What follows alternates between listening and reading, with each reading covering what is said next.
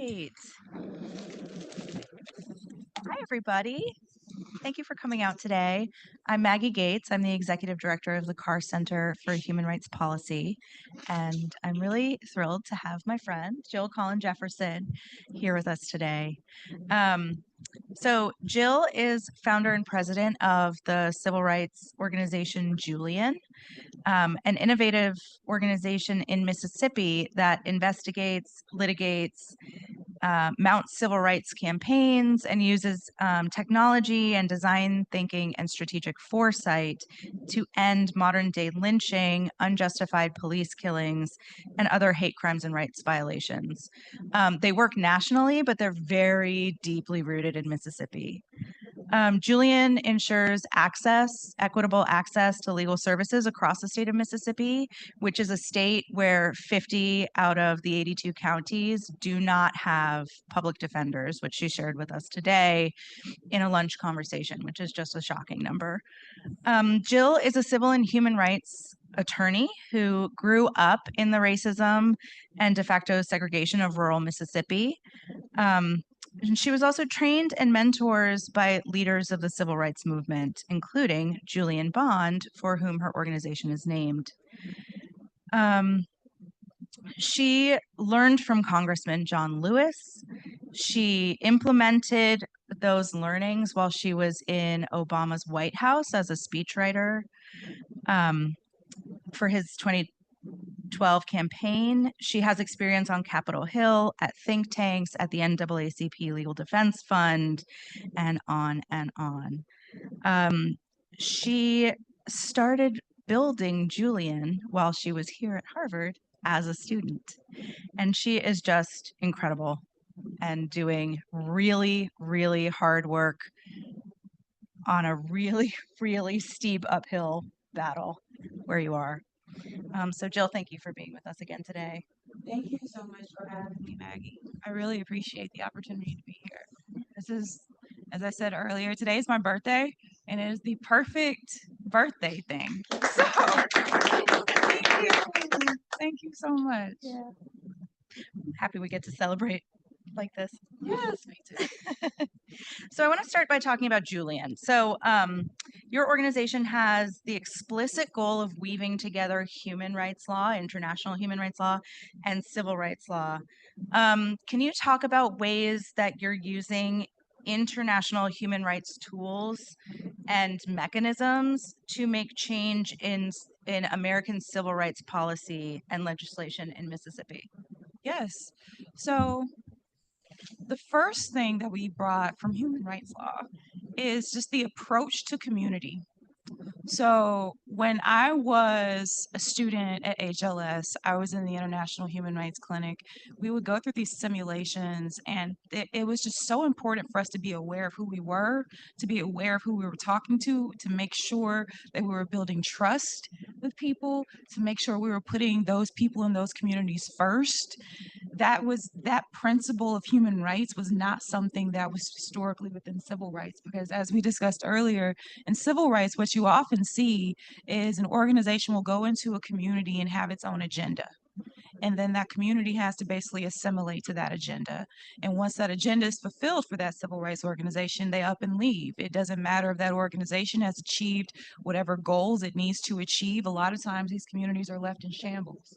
So the first thing that I brought to civil rights was that approach to community and working with community instead of just giving them things that, hey, this is what you need to do, because these are brilliant people. They've been in these issues their whole lives. Usually they already know what needs to be fixed and how it needs to be fixed. And so that was one of the things we brought over.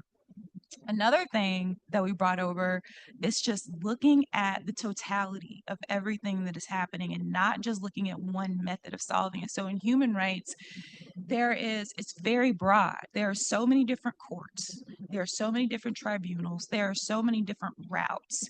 And so thinking about that and bringing that strategy over to civil rights and thinking about how do we actually integrate these things? How do we actually take what is happening in this law and take it to the UN? How do we actually use leverage from outside the United States to pressure the United States to do what it needs to do? And so there's like, in the UN, there's a race working group, and they went to Mississippi in 2016. They wrote a report talking about police brutality and how Black people were treated. Getting them to actually look into modern day lynchings and hold the United States accountable for lynchings that still happen is something that could be incredibly powerful. Also, thinking about the levers of power with government was another huge thing in human rights, because if you are an American and you're going to another country and doing something, you're always aware, you have to be aware that you're an American and what that means and how people see that. And so, thinking about the levers of power and thinking about how to use the federal government, that really, really helped me from human rights to civil rights. And now we have a really incredible relationship with the Department of Justice because of that, because I saw the federal government as a partner in this, as someone that, as an entity that I needed to leverage rather than somebody that I had to work against. And so those are some of the things that we brought in. There were basic things in human rights that just made me see gaps in civil rights as well. So, for example, the intent standards in civil rights are when I mean the intent standards, if somebody is going to be guilty of a crime, there are two parts of that. There is the action, and then there's the intent behind the action. And in America, we are so behind in our civil rights that the laws, the intent standards, don't actually reflect how the human brain works. Human rights has been thinking about all of these things. Civil rights is incredibly behind. So, changing constitutional intent standards to actually reflect how the human mind forms intent, because right now these are things that judges created without consultation of any of any person who knows anything about how the mind works. But actually changing that could lead to huge advances and more prosecutions of people who are doing things that are wrong. Right now, the bar is unnecessarily high because it's not even based on how people form intent. So it's really, really difficult to prove. And so, with all of that, there are so many things that I saw in human rights that I wanted to bring over to civil rights. And I would say as well, Denai and I were talking about this, but the innovation in civil rights in America, so often we are just looking at the 60s, which I revere the 60s, but everybody knows that playbook. So we have to figure out new ways to get what we need to accomplish our goals. And human rights is constantly evolving, constantly evolving. In Doug's class, we talked about Sergei Popovic and in laftivism and all of these different strategies that people have come up with since to make change. But in civil rights, it's so often we're just stagnant. And so I wanted to bring that innovation to civil rights as well that we see so often in human rights. Yeah, thank you. I want to dig into a couple of the things that you said in a little more depth. First of all, one of my next question was already going to be about the sort of American perspective on the difference between human rights and civil rights, because historically, human rights is what everybody else in the world is doing, and civil rights is what we're doing at home. And it can be powerfully effective to use human rights mechanisms like the UN, or recently last year, where the IACHR brought the abortion case. They filed a case saying that the American anti-abortion laws were a violation of human rights, and that was the Inter-American Human Rights Court in South America. And that was an extremely effective case, because it's very jarring for American audiences to be like, whoa, we're doing human rights violations here. No, we are always looking elsewhere. So you talked about this a little bit, but can you talk about what it's like in your work on a day-to-day basis to talk about human rights and human rights violations rather than civil rights? Okay. Yes, of course. So, what it's like, and the way that we talk about it is we talk about it in the sense of you have rights because you are here. You don't have rights because there's a piece of paper that gives you rights. That as a human being, you have rights. And that really resonates with people. And so, talking about it like that and getting them to see that their rights are attached to their person and not attached to just some document, like a legal agreement, that was a huge transition. And people have started to really grab hold of that. In Mississippi, especially, we see people who it's just like kind of this different perspective. Like they didn't know that there's a right to life, and what that means. Um, and the way that we see it play out, there's so much struggle in this country and so many human rights violations. And to talk about America in that sense, in the larger context of everybody else, people see the intersectionality between what's happening with them here and what's happening to someone else in another country. And so, in bringing these struggles together, I think that we're stronger. I also think that switching the perspective of people in the South, and not just in the South, but people period, to not just again see their rights as something that's just the Constitution, but is them and attached to their dignity as a person, is something that's been really effective. And especially when you're talking to people whose dignity is just denied day after day, just who are not heard, who nobody listens to, who nobody looks at or looks out for. Having them understand that their rights are within them, Yeah. and that they're not just given to them, they're not just bestowed upon them by this, grand constitution, is something that has been, I think, powerful for people to realize. Yeah, that is inherent to their humanity. Right. Yeah, that's powerful. Um, okay, so can you talk more about the innovations that you're doing in this sort of new civil rights movement or the next phase of the civil rights movement, what your vision is, what your team is doing? Yeah. Yeah. So part of what we're doing is working to change constitutional standards of intent, which is what I just talked about. That's something that I've been looking at since I was a student. I wrote a paper in law school. I did a study with the dean of the law school when I was here on constitutional standards of intent. And it's going to be a process to change it. And so many people think it can't be done. But that's something that would truly innovate civil rights, that would take us several steps forward and actually help us to hold more people accountable, like police who are violating people's rights.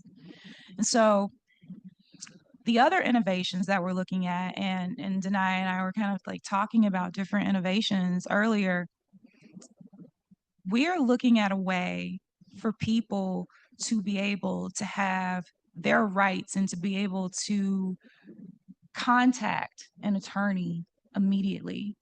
And not just an attorney, but also through AI. We've been looking at that. AI hasn't advanced as far as we need it to advance yet to meet this need. But the way this would look is somebody is in a traffic stop, they feel like their rights are going to be violated, and they can say something to their phone, and their phone speak to the officer and say what their rights are and tell the officer what their limitations are. And the reason why this is important is because there's this thing in court called clearly established. This precedent that if a law is not clearly established and an officer reasonably believes that what he is doing is right, then he can escape accountability through qualified immunity. But if you have something, AI, for example, that's in the moment telling them this is what you can do and this is what you can't do, they cannot say they didn't know. And that takes away qualified immunity from them. It puts them on notice. And then you can have something in the app that actually has it to where it logs the time within the interaction when it spoke your rights. So it knows, it can say, this happened before all this other stuff happened. There is also We want this app to be able to monitor to be attached to smartwatches and monitor people's heart rates, to be able to monitor people's blood pressure, because that's evidence that can be used in court where an officer says, I was afraid for my life. No, the person was afraid for their lives. Right. Look at how their levels were elevated.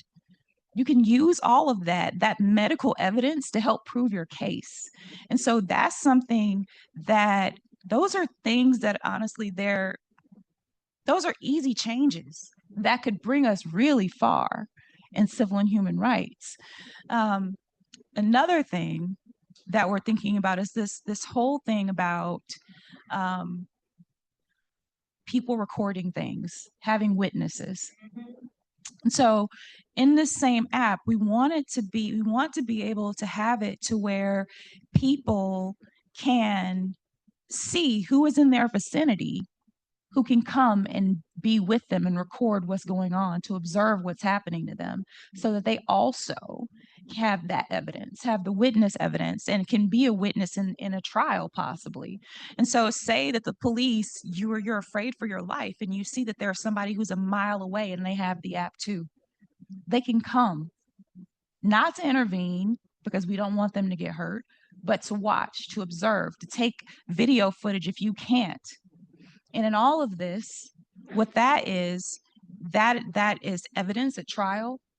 That's something where you have not just the testimony of this person that it happened to, but you have witnesses, which was really important in for example, George Floyd's case.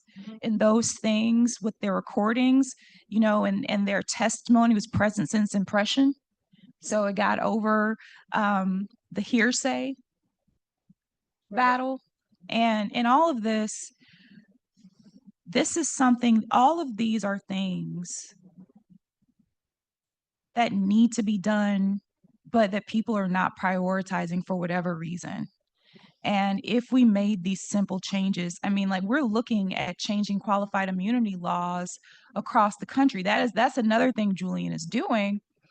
But we also have to figure out how to work within the system we have while it's here. And so those types of technologies and innovations can help us to do that. And so that's a little bit of what we're looking at. Yeah. When I hear you talk, I think it sounds exciting and it sounds like there's huge potential there. I am also aware that the sort of geolocation data could so easily be co-opted by the police and used against users of the app, right? Like whatever. So it's just making me think about the promise of the tools of technology and the inherent risks of the tools of technology and the limitations of the tools of technology. Because we've talked a bit, we were just talking a little bit about sort of modern day current social movements. They're more diffuse, they're more online.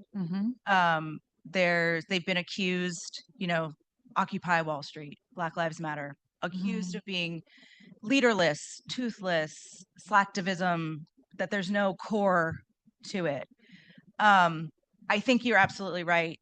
There are very easy things that we could start implementing and tools that we could create to start implementing, whether or not the judges in Mississippi that have an extreme amount of power will accept the sort of biometric data from these apps, right? Like, I mean, it'd be quite a battle to get them to start accepting that data, but it's absolutely worth trying. But you have an inherent tension because you were trained by leaders of the civil rights movement and mentored by these amazing, profound figures. You and your organization have an inherent tension between 2024 and 1964, right? And so one of the other things that I love, like you've said twice today, like, the 60s, that's so long ago, like everybody knows that playbook. But also in your design of your organization, you are looking holistically at the community. You are building cultural and connected community spaces to bring people together, to build up the joy of this sort of collective community action through food, through music, through art, as well as the really hard work of witnessing police abuse, of tracking modern day lynchings, of pushing legislation and doing this, really hard research, not just in your state, but also for the nation, trying to draft new civil rights bills, right? So I think you're playing in this space that's a really rich and profound, like I just see you as this modern leader in the mode of the 1950s and 60s that you just need to harness. You need the people and the support and the platform to harness and get people actually in the streets, right? Like you're one woman and leading one organization that is in the street witnessing, like you are putting your body on the line, getting arrested for witnessing these police abuses, which is incredible, but you're also just one person. And we need to get everybody back in the streets. There's no massive civil rights marches happening in Mississippi right now. Right. I think part of this is probably not going to be a popular opinion, but it's just what I think is the truth. So many of these marches over the last few years have lacked strategy and goal.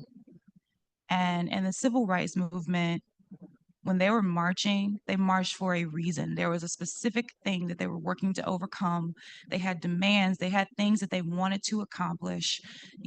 Each action, it was calculated to have this exact reaction. Like thinking about the freedom rides, they were testing specific law, to get it overturned. And in this, you can't just go out in the streets and yell and scream and think that that's going to be the thing that fixes it. You have to have strategy behind that. And I think getting in the streets is really powerful. I also do think that digital organizing can be really important because, for example, what if this is something else that we have been thinking about in terms of innovation? What if, like Peloton brought gyms into people's homes? What if we could bring civil and human rights into people's homes to where they could be involved in a march in Mississippi from New York? What if there was something like that? What if we used VR or AR to create something like that, to create these experiences where people can be that intimately involved? What if our goals weren't just, get in the streets and do this and make a lot of noise, but also when we amass this crowd, how about we all take action on our phones and affect the stock of this company that's supporting the police? What if we actually use the tools that we have to really, these digital tools, to impact and create change? Yeah, I mean that's one of the big missing piece. It's like get into the streets for a couple of days and then it goes away. You feel like you've done something, but it's toothless, right? Or it's all online and then it's too diffuse and it's also easy to discount it, right? We need to what you're building towards. Right. And it needs to be both. It needs to be both. Absolutely. Right. Okay, so modern day lynchings. Tell me about modern day lynchings, which are, these extrajudicial killings that you've been tracking since 2000. That's your date for modern day. They do first. My first question is: do those include police killings, police involved killings, or no? They do include police involved killings if it is more than one officer involved, and if it fits the rest of the definition of modern day lynching, which is that it is to send a message. If it's to send a message to a specific group of people for a specific reason and is done by more than one person in an extrajudicial way, then and it's by the police, then yes, that's a lynching. And actually, in a lot of the cases, we just finished a 7-state study on modern day lynchings this summer. Eamon was a part of that. And one of the things that we saw in these cases is that so many of them, the police are involved. The police are the last people to see this person alive. They're chasing this person, and then the next thing you know, they find this person's body in the woods. And so all of these things, most definitely, the police and law enforcement historically has been involved in lynchings. Yes, like thinking about the civil rights murders of 1964, Cheney, Goodman, and Schwerner, those were police that were in with the KKK. Police members who were part of the KKK that helped to carry that out. That gave the KKK the heads up when they released them from jail that they needed to go and stop that car. So this is nothing that's new. It's just something that people right now, for whatever reason, don't want to believe that it's happening and don't want to believe that it's happening at the levels that it's happening. But it is. So why aren't people aware that this is happening? What are some of the reasons? I think one of the reasons is because lynching is something that we think is relegated to the past. I think first off, we have these preconceived notions about what it is and when it was. That it's this thing that happened in the early 1900s and it doesn't happen anymore. And it's always talked about in the past tense, and all the photos you see from it are black and white. And so all of that just feeds this narrative that it is this thing of the past. And then we also have this anti-lynching bill that Congress passed, within the last couple of sessions that is completely toothless and talks about lynching in the past tense. So not even Congress is recognizing that lynchings still happen. What I also will say, just to be honest about it, is a lot of people don't listen to the messenger. Like I am not super well liked. And we talked earlier about how women in this fight are really overlooked. And so there is much less attention that's put on our work, that's put on our words. And I think that if people would actually take the time to listen, if they actually listened to what was being said, then they would get it and they would see how bad it is. I also think that there is a lack of the media covering these stories.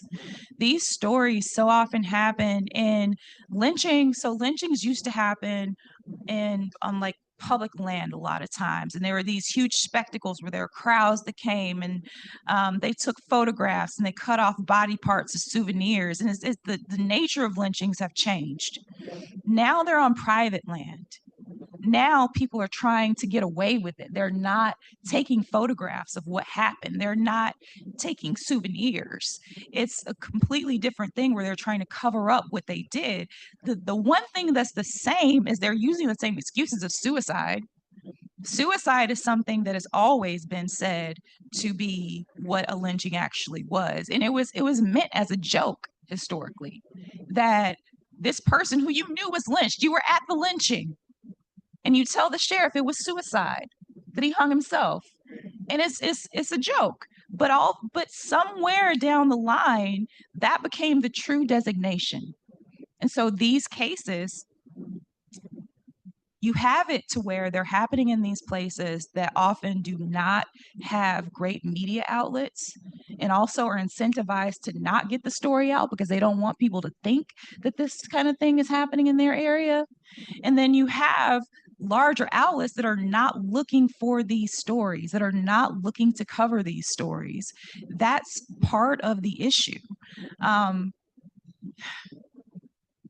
In all of this, modern day lynchings, the other thing about it is they're perpetuated, and people don't know they're happening, and don't want to believe that they're happening.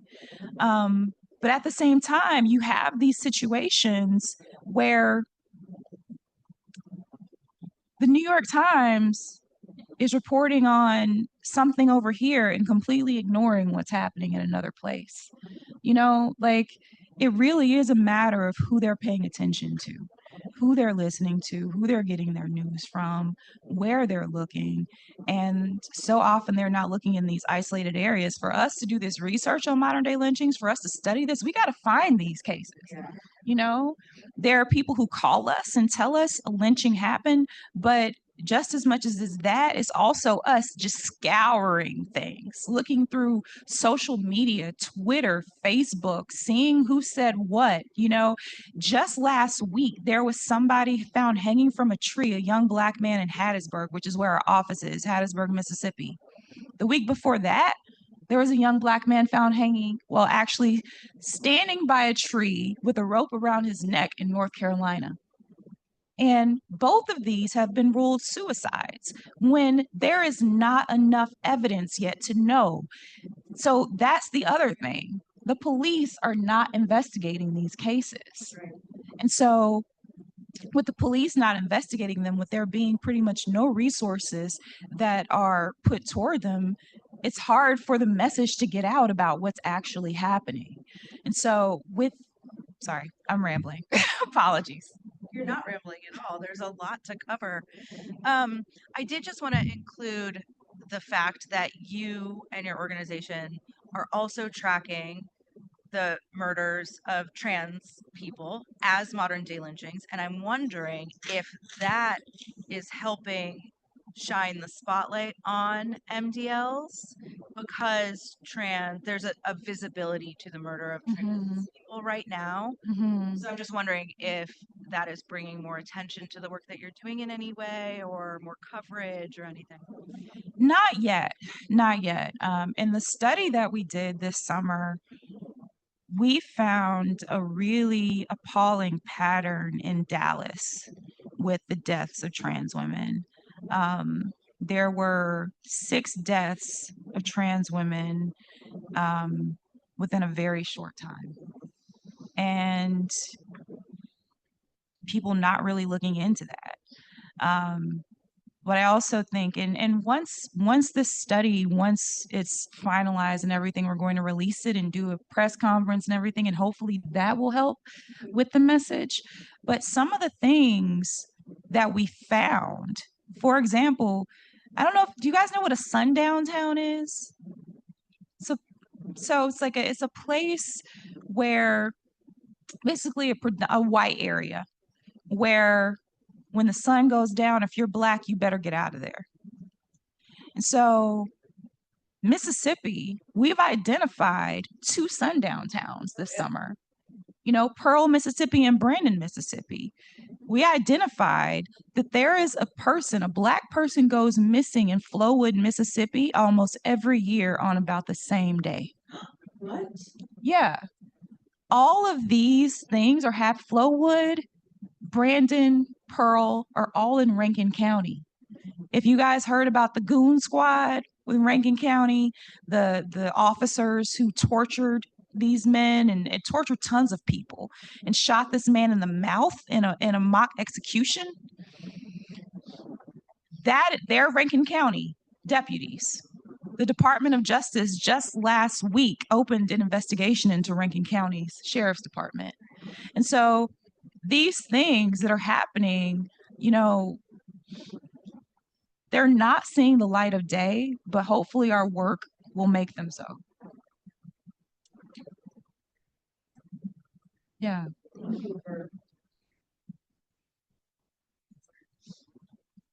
Thank you. I appreciate all the support that we have gotten from Harvard students, from Harvard faculty. It's been really incredible. And staff from Harvard as well. So our policy director went to HKS. And so, yeah, it's hard work, but there is a village in this. Yeah. And I really appreciate Harvard being a part of that. I have many more questions, but I don't want to dominate the time. So I want to open it up to people in the audience. Yeah. I was curious, and I'm sorry if you've already covered this, which I'll help you find the building. But what's the difference between a modern day lynching and a hate crime? In both legal terms as well as how you're defining it. Yeah, so the difference between a modern day lynching and a hate crime. All modern day lynchings are hate crimes. Not all hate crimes are modern day lynchings. So a modern day lynching, whereas you have a hate crime can be committed by one person because they hate that one person because of that person's race or gender or whatever that is. A modern day lynching is committed by more than one person. And it's also committed for the reason, not just because they hate someone, but because they also want to send a message. So in that way, modern day lynchings, they have this aspect of terrorism to them, domestic terrorism, because it's trying to send this message to this group of people to stay in their place, and making an example out of one person or a few people to send that message. So that's a little bit of a difference. Also with the hate crime, what I would like in modern day lynching with the legislation on anti-lynching is actually a new cause of action where you can file a civil action for lynching and not have to go through what's called Section 1983, which is the General Civil Rights Under Color of Law statute. Also, with hate crimes, and one of the big differences is that with hate crimes, you have to have a homicide first before you can get a hate crime upgrade. The issue with modern day lynchings is that most of these are ruled suicides. So you have to overcome that piece, but you have the authorities who ruled it a suicide. You have to convince them that it was not a suicide, that it was actually a homicide before you can actually get anything done about it. And so that's another difference in terms of process. With a hate crime, it's already okay, this is a hate crime, and you get the hate crime upgrade. But with a modern day lynching, it's not seen that way because people don't want to believe that this still happens. So it's ruled a suicide. You have to fight the uphill battle of proving that it wasn't, and then fighting for justice in that sense. So it's different in a few ways. But does that make sense, what I said? Yeah, I'm curious as a follow-up. The visibility piece to me was really interesting, talking about how it's nowadays lynchings are crimes that people try to cover up. It typically happens on private property. I imagine that's very difficult then to prove in a courtroom if you're talking about that this is designed to send a message. This is it is a lynching that is designed to inflict terror on a particular population. If the crime itself is if people are trying to cover it up. So I'm curious about how you handle that. Yeah. So in modern day lynching, so often there are signs that we look for to identify if it's a modern day lynching. And one of those things in terms of sending a message, even though it can happen on private property, the message is still sent. So for example, one of the cases that we solved was the case of Willie Andrew Jones Jr. I've talked about that case at Harvard before. It happened in 2018, a 21-year-old Black man who was found hanging on private property. He was found hanging from a tree in his white girlfriend's front yard. That was private property, but everything leading around that was a lynching. People were there at the crime scene. There was a crowd that saw what happened. We solved that case. We know it was a lynching. And even before we solved that case, the community knew it was a lynching. And so the message was still there. And the thing is, with lynchings as well, so often the lynchers are still free. Like Willie Andrew Jones's lynchers are still free. They've threatened to lynch other Black people since then. They tried to lynch other Black people before they lynched him. And so in all of this, it's almost kind of like, you know what it is, but the police are not going to recognize that, and they're not going to investigate it as such. And so in these cases, what you tend to have is before there is any investigation at all, the police are saying it's a suicide.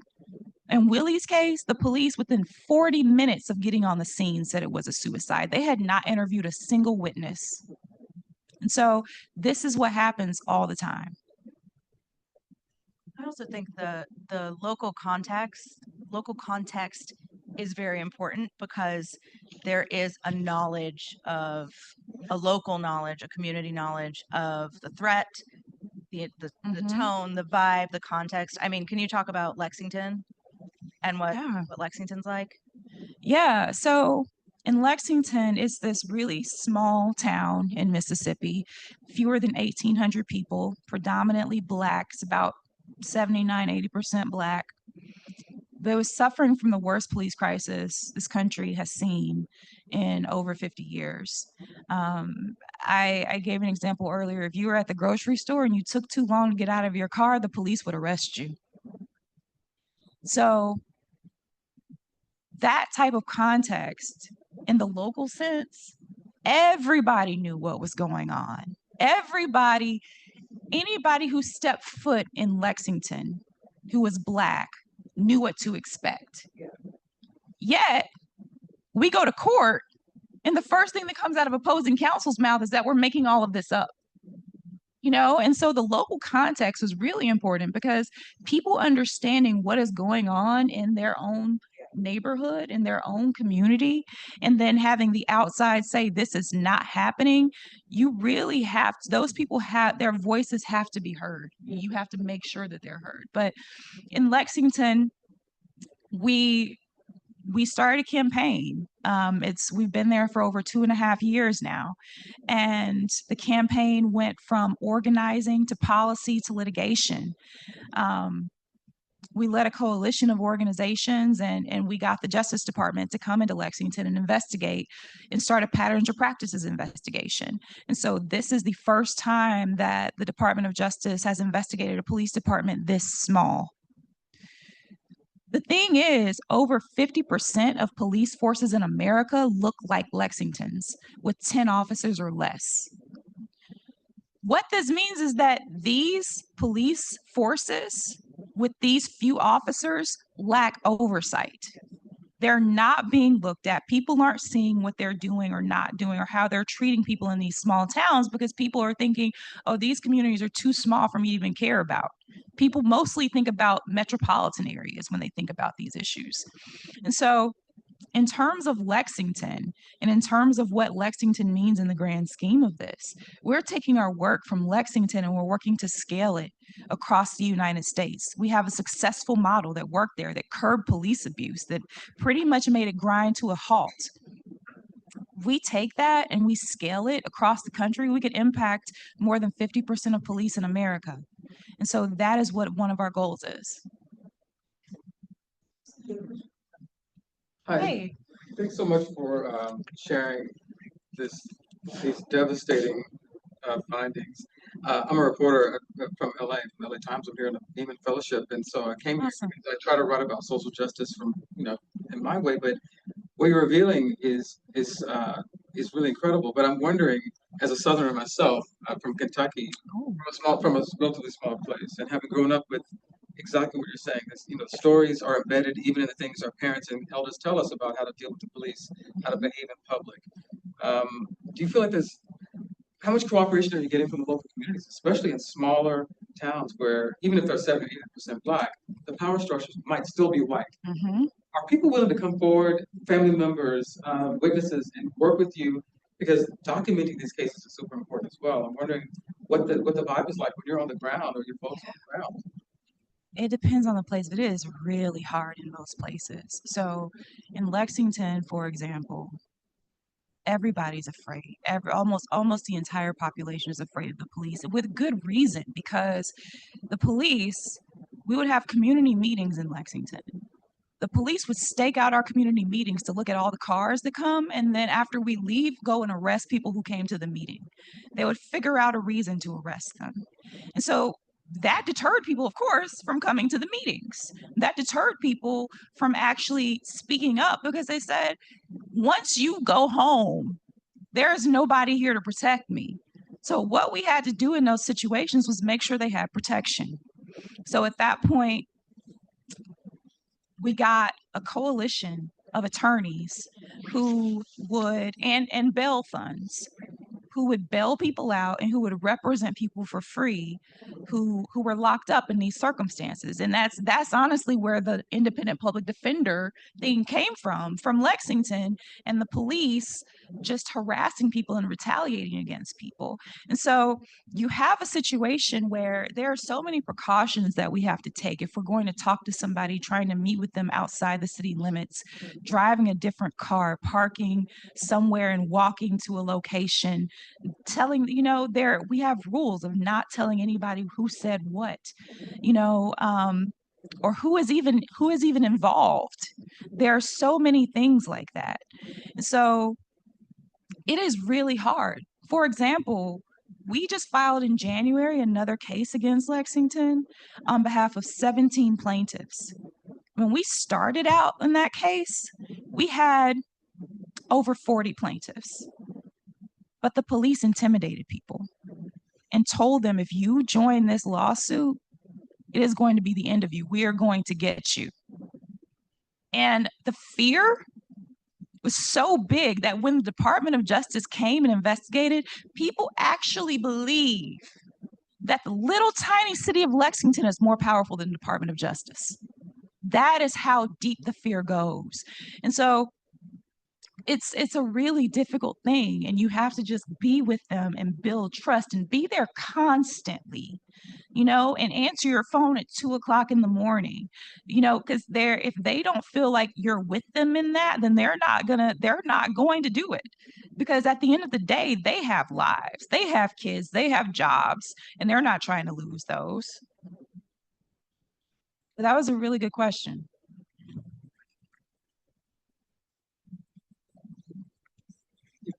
Hi, I'm a physician, and in difficult situations, we're seeing now that healthcare professionals are burning out. And as I was listening to you, there's a strong component of caring that you and it sounds like your team bring to the work that you do. And I was wondering about burnout in your team and you, and if that's not a problem, what are you doing to make it not a problem? And if it is a problem, how are you Yeah, it's a huge problem for me personally, and then for the team as well. What we've instituted on the organizational level is, throughout Julian, every 10th week, the whole organization takes the week off. So instead of 2 weeks vacation time that most companies give, we give 5. And what this does, it gives people a chance to recharge. There are different, regulations and things around that time, but we really stress, rejuvenating yourself, because this work is hard. This work is really hard. What I do personally is the 23rd of every month, I take that day to not, or do whatever I want to do on that day.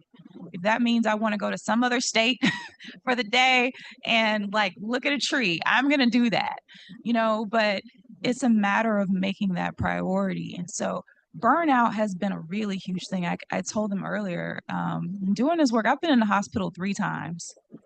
And so what I've realized is that I've had to create sacred spaces for myself, physical spaces and psychological spaces that only I can go to, that nobody else knows about, that are just for me. And guarding that, protecting that helps a lot with the burnout. So when I feel it, I try to go to those places. And I also came up with rituals, like things that help me to recharge. I realized the things that made me happy. I had to write a list of what I like to do and what makes me happy, and go down that list as well. It's like a ritual whenever I feel like I need to. And then this wasn't the case the way I used to do it. It's not the case anymore, thank God. But when I was living with my mother and Julian was just a room in my mom's house, I would lock the door sometimes. I would just lock the door, no, and not answer my phone. You just to, because I needed time when somebody wasn't asking me for something, or there wasn't some problem that needed to be solved.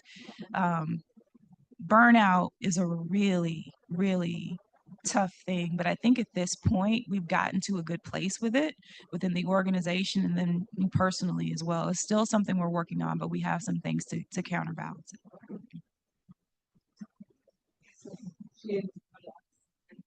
Especially, I think, what you're carrying as student. You personally, just wondering, what do you need by way of allies? How can people support you? Thank you for asking that question. the biggest thing, the biggest allies, the main things that we need right now relate to funding. So if there are allies who know about funding opportunities within your networks, that would be great. We're at the moment in a huge cash crunch, a huge cash crunch. We've had to pause our organizing work. There are some other things we've had to do. Like we've really had to just stop a lot of stuff for at least the next few weeks until we get more money. And so that's something, and getting the word out about what we're doing so that people know who we are. We were just at Congressional Black Caucus Week in DC, and people were coming around at our table and they were like, Julian, I have never heard of you guys. I was like, I know you haven't.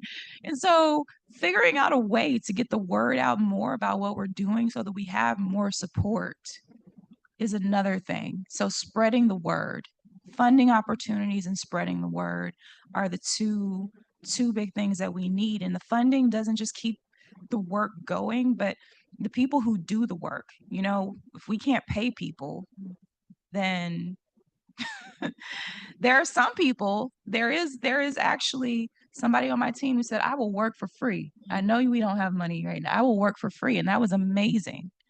But that's not something that should be the expectation of anybody, especially an adult in America who has bills. So doing this kind of depleting hard work, yes, burnout work. that's true. Yeah. Any other questions? Yes. So, as we talked before, not just small organizations, but big organizations often have difficulty learning the routines of multiple tactics, working on different levels and in different ways. And one of the things that I've been impressed with is your decision that you wanted to combine legal work, which many human rights groups strictly hold to that, and community work. And that's one of the things that very few human rights groups do, Amnesty being one exception that actually tries to build a constituency. Can you talk about how you manage trying to basically walk in two different spaces within the same organization? What kind of tensions exist between these two types of work, and what do you see to be the synthesis that nevertheless keeps you trying to do it? I would say the synthesis is just seeing that it's effective. You know, being able to be at a community meeting one week and talking to people and listening to their stories and strategizing with them in the moment, and then being at Congressional Black Caucus convention the next week and talking to senators about what's happening, and being able to tell them about that community meeting and what people were saying, to be able to know what's going on the ground. I've seen that it's been very effective. And so that's one of the things that keeps me doing it. The other thing that keeps me doing it is because it's just absolutely essential to work with community. Like the solutions that community has, I think about the people who I grew up around, and they knew how to solve the problems that were plaguing them. They didn't have the resources to solve them, but they had strategies. And so talking to community, working with community is so much, the work is so much more effective and the impact is so much bigger that way. In terms of what the tensions are, oh, is wearing multiple hats, you know. There's not enough time or enough energy. It always feels like there's not enough time or enough energy for all of it. All of it each thing seems to require your full attention. And what I've seen though is that honestly, Doug, the way that we kind of go about this work is also kind of just how I've gone about things in my life, because I come from this like one of those really tiny communities in the sticks that people ignore. And I've seen the fallout when civil rights organizations come and go. I've seen the fallout from politicians who only come around election time, and then they're mentioning the names of dead people. Like, that person died 10 years ago. Like, you haven't been here since then. But, in all of this, I think one way that I see the effectiveness of it is like in our work with DOJ. Because, for example, like there are all these tensions with time and resources. But I'm able to talk about an issue from the high level of what the goals are and what the strategies are, but I can also talk about what each particular person is feeling in a community and what their story is. And I know those people and I can connect with those people and tie their stories to this larger thing. And so it's something that really, I would say, it's been less tension and more just impact. So it hasn't been as bad as you might think it might be. But again, I think that's because I've been walking kind of this line my whole life, like coming from rural Mississippi and, going through the things that I went through, and at the same time having the dreams that I had and wanting to do that. All of this is to me kind of one and the same.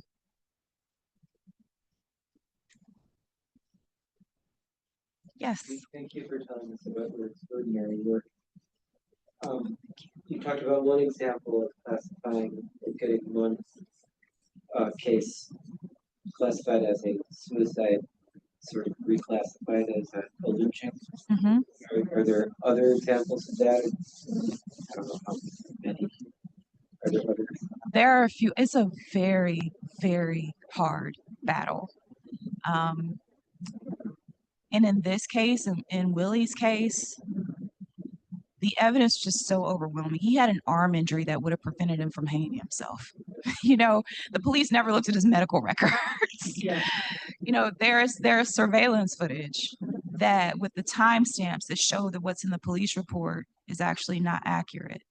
The tree, the height of the tree, and what the tree was in real life and what was on the police report, completely different. It's almost like they just looked at the tree and said, that looks like it's maybe about 6 feet, and didn't even measure it. And so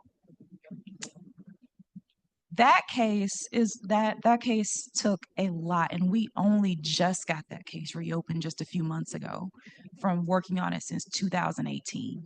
And we did that by completely figuring out what happened, finding all of this evidence that the police didn't find, witnesses that the police had never talked to, and then just proving what was in the police report.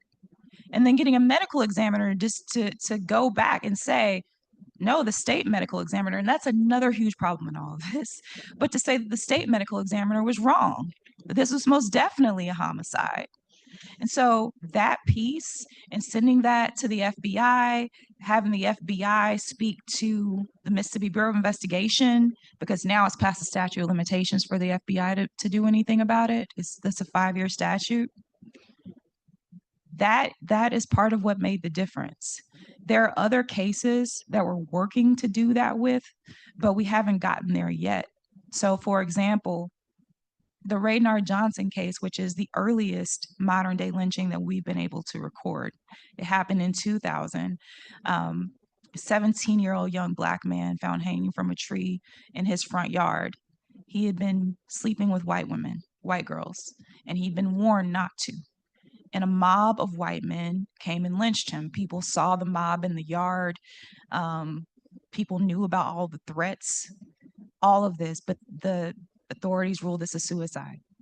And the police report and the FBI report, the FBI was wrong too. They completely missed there are huge holes in this. And so there are not many of these cases that have gotten overturned yet. we're in the process of getting so many of them overturned. And another thing is that when we're working on a case, when we're investigating a case, we have to keep it very quiet because the police try to get in your way. All of a sudden, files go missing, you know? And so there is a case right now in a certain part of Mississippi where this Black man was decapitated. And the police said that he died of natural causes and that his dog chewed his head off. Anybody who looks at that photo can see that it's a clean cut. You know, it was in the person, he was sleeping with white women. That's a lot of the time, like the issues and the motivations are much the same from historical lynchings. But he was sleeping with two white women, a mother and a daughter, and the husband/father was a butcher. One thing we noticed, there was absolutely no blood at the crime scene. How is this man decapitated and there's no blood? They killed him somewhere else and brought his body there. And so, but the police, that's something where, you know, it was an off-duty police officer who came to my mom's house and asked me to look into that case because he said, I know the police are not going to do it. And so what I would also say is that one reason why is because so many of these cases, one reason why they haven't been, you know, some of them we haven't brought to light because we can't yet for just the integrity of the investigation. Yeah, I'm sorry. Does that answer your question?